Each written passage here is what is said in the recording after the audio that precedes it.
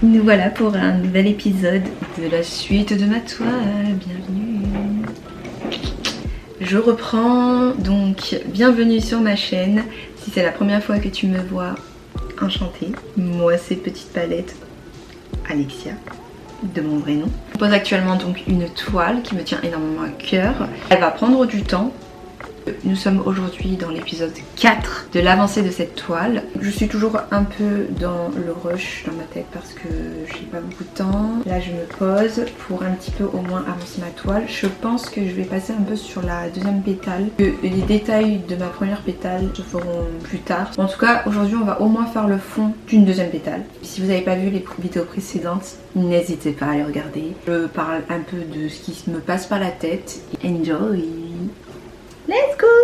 Pour information aussi, au niveau du plan, c'est toujours un peu limité. J'ai une table plus petite qu'autrefois, mais on va trouver des solutions. Le but étant tout de même que vous puissiez voir l'avancée de ma toile et pas que ma tête en train de parler. J'ai des petits pinceaux précision, mais vu que je vais pas faire les précisions aujourd'hui, je vais peut-être pas les utiliser. Mais je suis trop contente, j'ai des petits nouveaux pinceaux, ils sont genre incroyables. Je dis ça alors que je les ai pas testés, c'est tellement beau et précieux.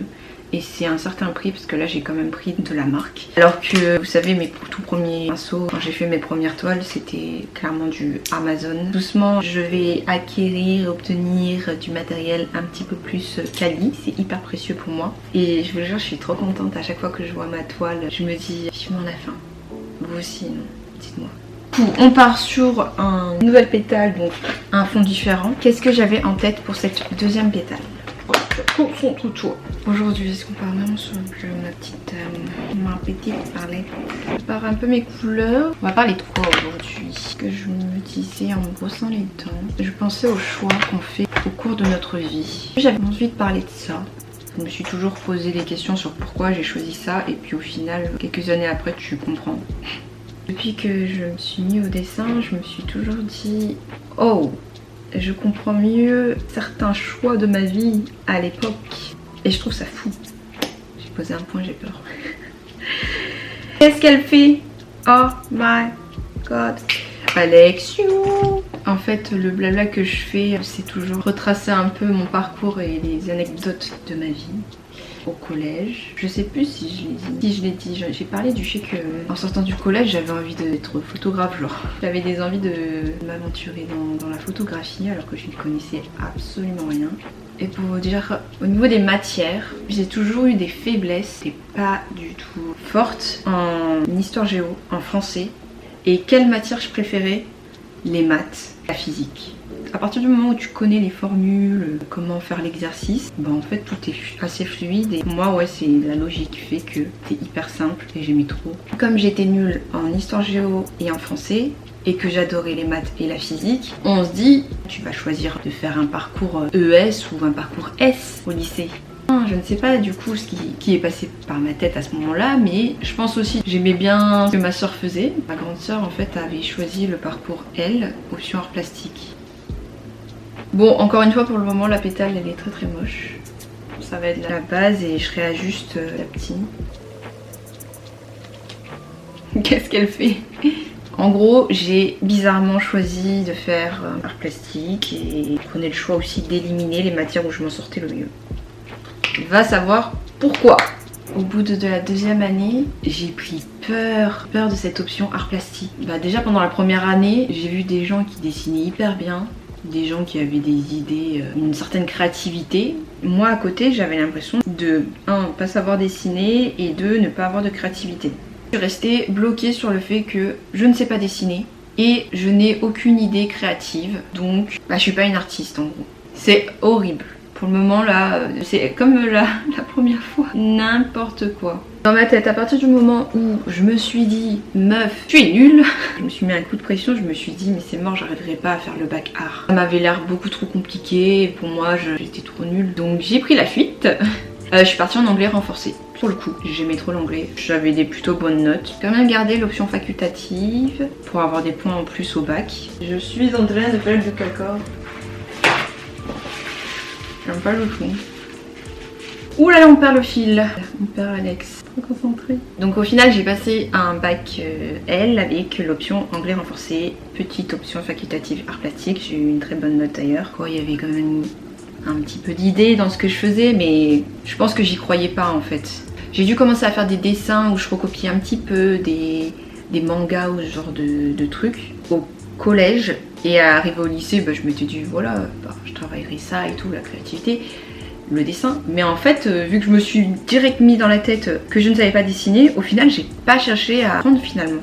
Et à l'époque, il n'y avait pas trop internet, enfin c'était pas encore assez développé, mais je pense que si il y avait eu YouTube, les tutoriels ou ce genre de choses, peut-être que je m'y serais mise plus sérieusement. Mais là, comme j'étais un peu limitée, j'ai pas trop cherché à comprendre et je me suis dit que c'est pas fait pour moi quoi. Ensuite, en sortant du lycée, je suis partie dans un seul but. Je voulais apprendre le coréen. Ouais, c'est vraiment devenu un pays coup de cœur. En mode objectif, un jour je partirai en Corée. Et donc en sortant du lycée, qu'est-ce que j'ai fait? J'ai cherché une solution pour apprendre le coréen. Wouhou! Autrefois, soit il y a plus de 10 ans, on pouvait choisir d'apprendre la langue coréenne seulement sur Paris. Sauf que Paris c'était trop cher. Une fille de ma classe, qui était dans ma classe du coup anglais renforcé, elle adorait le Japon. On était un peu pareil, en mode on aimerait trop faire des études pour apprendre la langue qui nous plaît quoi. Et en fait elle m'a embarqué dans l'option partir sur Lyon parce qu'il y avait du coréen aussi. C'était une option mineure. Prendre en langue principale japonais. C'est la seule solution pour apprendre le coréen et essayer de faire un échange en tant qu'étudiante en Corée du Sud. J'ai suivi, j'ai pas bien réfléchi, j'ai fait un choix. Après coup, je me suis dit mais pourquoi? Mais là sur le coup, j'avais choisi LLCE japonais, option coréen. Retenez, j'ai choisi LLCE. Donc c'est vraiment tout focus sur le Japon, littérature, langue, civilisation étrangère. Cool! J'ai choisi ce chemin et je pense que j'ai bien choisi dans un sens parce que grâce à cette licence, j'ai rencontré mes amis d'aujourd'hui encore. J'ai vécu en colocation avec la colocataire de ma vie, je l'appellerai ainsi, dédicace à ma nanette. Voilà, j'ai pu partir faire un échange à Busan. C'était un choix quand même assez marquant dans ma vie parce que c'est grâce à cette licence que je suis partie. Sachant qu'à l'époque, il y avait très peu de place pour partir en échange en Corée parce que c'était pas encore aussi connu. Les échanges n'étaient pas encore trop développés. 2012 que je suis partie. Et à ce moment-là, quand j'étais en deuxième année, pour essayer de faire un échange, il y avait une seule fac qui était possible et seulement 2 places. Nous étions seulement, je trouve ça ouf parce que je pense que maintenant c'est complètement différent, nous étions seulement 4 à demander la Corée du Sud. La fac n'était tellement pas habituée à faire des entretiens pour qui voulaient partir en Corée du Sud. Ils nous ont mis face à un professeur de chinois. Le mec ne pouvait pas forcément juger de notre capacité à parler coréen, mais bon, c'était chaud parce qu'on était 4 et il y avait seulement 2 places. Mais comme ça commençait un peu à arriver, l'intérêt pour la culture coréenne, notre prof de coréen a fait en sorte de demander 2 places en plus. Vous savez ce que ça veut dire? Parce que le jour où ils ont annoncé partir en échange sur les 2 personnes, je ne faisais pas partie de ces 2 personnes. Ma coloc avait été prise, donc j'étais très contente pour elle, mais j'étais tellement triste pour moi parce que tout ce choix, tout ce parcours, c'était mon but principal, c'était de partir en Corée du Sud. J'ai kiffé apprendre le japonais. Je faisais un choix de licence que pour cet échange. J'avais rien d'autre en tête, mais clairement. Donc j'étais au bout de ma vie. Le jour où il y a eu les résultats, je vous le dis, les larmes étaient là, clairement. C'était tellement triste que je voulais même pas parler avec ma coloc. J'étais contente pour elle, mais je pouvais pas me réjouir pour moi et mon parcours quoi. Et donc c'est pour ça que comme il y a eu ce déblocage, ils ont réussi à débloquer 2 places en plus, ce qui a fait que automatiquement on a pu partir. Et voilà, donc en fait tout ça pour vous dire que j'ai réussi à partir en Corée du Sud juste en choisissant cette licence LLCE. Et j'ai rencontré toute ma bande et j'ai vécu des bons moments avec tous. Et franchement, c'était un choix important dans ma vie je pense. Pas tout à fait fini, c'est pas tout à fait pour le moment encore l'idée que j'ai en tête. Bref, voilà. Quand je suis revenue de ma licence, bon, il y a eu des complications un peu personnelles qui ont fait que je n'ai pas pu faire un master à mon retour. J'ai failli partir à La Rochelle faire un master LEA anglais-coréen. Donc déjà là j'ai eu des regrets. Je me suis dit pourquoi j'ai choisi LLCE. Parce que c'est hyper fermé. Alors que LEA à la limite c'est un petit peu plus ouvert. J'ai regretté mon choix LLCE. Ça c'était le petit i. Mais après quand je vois ce qui en a découlé, en soi voilà. Mais j'ai eu un petit regret là. Je me suis dit merde. Et pourtant La Rochelle m'avait accepté en master LEA anglais-coréen alors que je sortais d'une LLCE japonais. qui était quand même exceptionnel. Malheureusement, je n'ai pas pu partir faire ce master à La Rochelle, c'était trop compliqué financièrement, je ne pouvais pas me permettre. Et donc j'ai fait comme on va dire une sorte d'année sabbatique où je n'ai pas fait d'études. C'était une année un peu spéciale. Donc vu que j'ai eu passé une année particulière et que j'étais en manque de cours, c'est bizarre mais ça me manquait d'aller en cours, mine de rien d'apprendre des choses. En 2014, c'est quand j'ai découvert qu'une nouvelle licence ouvrait à Lyon. LEA anglais-coréen.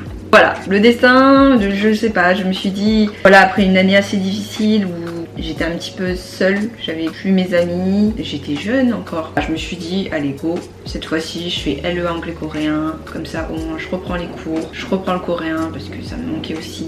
Et j'ai été acceptée et j'étais trop contente. Retour sur Lyon, qui est devenue ma ville de cœur. Avoir choisi de refaire une licence, alors j'en avais déjà validé une, je suis contente d'avoir fait ce choix car j'ai rencontré mes meilleurs amis actuels. Et je pense que c'est aussi le destin.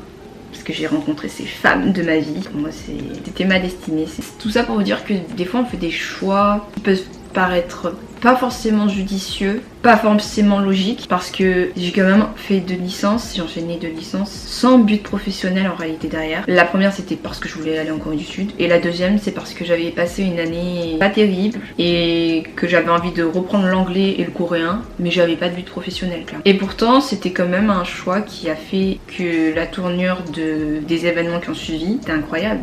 En repartant dans cette licence, j'ai rencontré de belles personnes, j'ai rencontré mes meilleurs amis actuels et on a passé énormément de moments et puis même avec j'ai encore des copines de cette licence. Ouais, j'ai noué de nouveaux liens aussi et j'ai eu de nouvelles expériences. J'ai rencontré des personnes qui, intérêt commun, la Corée du Sud, la danse. J'ai pu être dans un groupe de danse. Je faisais des K-pop dance covers, chose que j'ai toujours voulu faire quand j'étais au lycée. J'ai eu cette période partagée avec des gens qui apprécient ce monde et c'était trop cool. Avec mes meilleurs amis, on est parti faire un été en Corée du Sud. Incroyable aussi. Elles avaient fait des vlogs à cette période et on a des souvenirs. Ça fait toujours un peu bizarre de nous voir les nous d'avant, mais c'est tellement cool d'avoir ces souvenirs et c'était génial quoi, de partir avec ses meilleurs amis dans un pays qu'on adorait toutes. Pour revenir en fait à mon choix, se penser au choix parce que pendant toute cette période où j'étais dans mes études c'était un grand mot, j'avais mis de côté le dessin et je m'étais toujours dit pourquoi je suis partie en L. Voilà, en fait je sais que j'ai toujours eu des regrets sur tous mes choix d'études. Pourquoi avoir choisi L? Pourquoi avoir fait une LLCE? Parce que derrière je me retrouvais bloquée. Je me disais mais comment je peux me trouver un taf qui m'intéresse? J'avais l'impression d'avoir fait des choix de merde en fait. Mais en fait je pense que c'était plus des choix de vie et qui m'ont fait grandir bizarrement. Bref, je suis en train de partir en cacahuète là. On va faire un petit break sur cette pétale. On va la retravailler sur le fond parce que c'est pas encore ça. Juste pour finir en fait, en gros dans tout ça, c'est que voilà, pendant que je faisais mes études, j'ai complètement mis de côté ce côté art que j'avais choisi et je m'étais toujours dit pourquoi je suis partie en art alors que je suis nulle quoi. Et le jour, pendant la période de confinement 2020 où j'ai pris un crayon et un bloc-notes de dessin et que je me suis dit vas-y j'ai envie de me mettre à dessiner quoi. J'ai kiffé faire un nez, j'ai kiffé faire des yeux. Après je me suis mis à faire les portraits et je kiffais. Et c'était toute une évidence. Et là j'ai compris pourquoi j'étais partie en art plastique à 15 ans. Voilà. On va clôturer cette vidéo sur ces paroles. C'était simplement en moi. C'est juste que je n'ai pas creusé mon intérêt pour le dessin et pour l'art à 15 ans. Je suis passée à côté pendant plus de 10 ans alors que j'adore ça. Je pense que tout est de toute façon lié. Je suis passée à côté de ça, mais en même temps, j'ai vécu des choses exceptionnelles par les choix d'études que j'ai pu faire. Ça m'a mis sur le chemin de belles personnes, des personnes de ma vie, des personnes qui ont impacté ma vie, même s'il y a des personnes à ce jour. Peut-être on ne prend plus de nouvelles ou on se parle beaucoup moins qu'avant, mais on a passé des moments super. Je pense que chaque personne que j'ai croisée dans ma vie m'ont apporté des choses. Quand je suis pris de passion pour le dessin en 2020, j'ai regretté un petit peu à nouveau encore. Mais bon, après c'est la vie, c'est les choix que tu fais dans la vie, mais pas des choix anodins. Les choix que tu fais dans ta vie font de toi ce que tu es aujourd'hui et ce que tu seras plus tard. Et voilà quoi. Écoutez, la vidéo va s'arrêter maintenant. Je sais pas si j'ai réussi à bien exprimer ce que je voulais vous dire par rapport au choix de notre vie. En tout cas, tout ça pour dire que ça me stresse, il y a des trucs qui vont pas du tout. au menu. J'ai un peu, on va dire, survolé pour les grandes lignes, on va dire. Je peux rentrer plus en profondeur dans le sujet, bien sûr, mais voilà. C'est juste quelque chose à laquelle je pensais ce matin. Le fait de me dire, aujourd'hui, j'en suis à ça de ma vie parce que j'ai fait certains choix dans ma vie qui m'ont amené. Et voilà.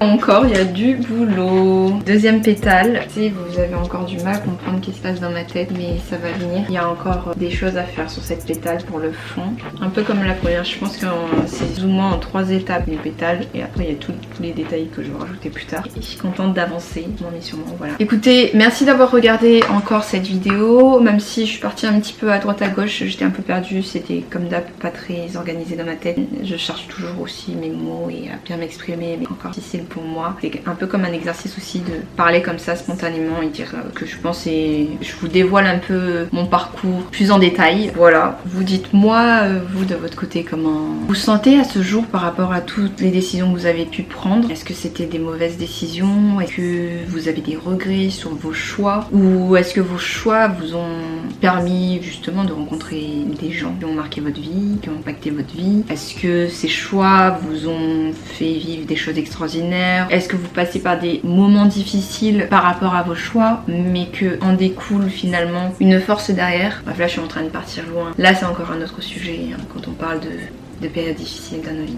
On en reparlera maybe one day. Bref, écoutez, je vais arrêter là parce que, encore une fois, voilà, le temps file. J'espère que j'ai réussi à faire quand même des plans assez corrects. On se voit dans le prochain épisode. N'hésitez pas à mettre un petit pouce parce que c'est toujours un soutien admirable. Laissez un commentaire aussi, c'est toujours très précieux de recevoir des commentaires, que ça soit négatif ou positif. Écoutez, on est là pour tout accepter. Ne soyez pas méchants quand même, soyez bienveillants. Sur ces 2 pétales, je vous envoie des bonnes énergies et on se voit à la prochaine vidéo. Bisous!